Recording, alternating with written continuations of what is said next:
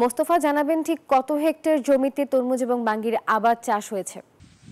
ধন্যবাদ নাফিসা। পিরোজপুরে মূলত প্রায় 500 হেক্টরে বেশি জমিতে তরমুজ এবং বাঙ্গির চাষ হয়েছে। তার ভিতরে বেশি সংখ্যক জমিতেই মূলত তরমুজ চাষটা হয়েছে।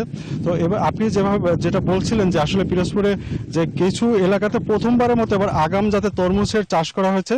তো আমি এখন যে একটু দেখাতে যে মাঠটাতে আমি দাঁড়িয়ে আছি, এখানে বিস্তীর্ণ মাঠ জুড়ে শুধু তরমুজের আবাদ করা হয়েছে এবং ঠিক পাশেই আছে বাঙ্গির মাঠ, বাঙ্গির ক্ষেতটা পাশেই আছে। তো এখানে আসলে আমি আরেকটা তথ্য কৃষকদের কাছ থেকে জানতে পারছি, তাদের সাথে কথা বলে, যেখানে বিভিন্ন এলাকাতে বিভিন্নভাবে এই তরমুজ এবং বাঙ্গি বিক্রি করা হয়। যেমন কোথাও বিক্রি করা হয় পিস হিসাবে, কোথাও কেজি হিসাবে। তো এখন যে মাঠটাতে আমি দাঁড়িয়ে আছি, এখানে আসলে এরা জমির পরিমাপ হিসেবে, যেমন যে এইখানে স্থানীয় যে বিঘা আছে, সে বিঘাতে প্রতি বিঘা তারা জমির তরমুজ বিক্রি করেন 2 থেকে 2.5 লাখ টাকা। কিছু কিছু জায়গাতে ফলন ভেদে তারা এখানে 3 লাখ টাকাও বিক্রি করেন। তো এখানে আসলে তাদের সাথে কথা বললাম যে কৃষি অফিস থেকে তাদেরকে সহযোগিতার ব্যাপারে বা তাদেরকে কিভাবে পরিচর্যার ব্যাপারে কোনো পরামর্শ দেন কিনা। তো তারা বলছেন যে হ্যাঁ, সার্বক্ষণিক আমাদের এখানে তারা সহযোগিতা করছেন এবং এবার আবহাওয়াটা ভালো থাকার কারণে তারা বেশ এবার ফলন ভালো আশা করছেন এবং সেই সাথে ফলনের স্বাদ এবং রঙের তা খুব ভালো আশা করছেন।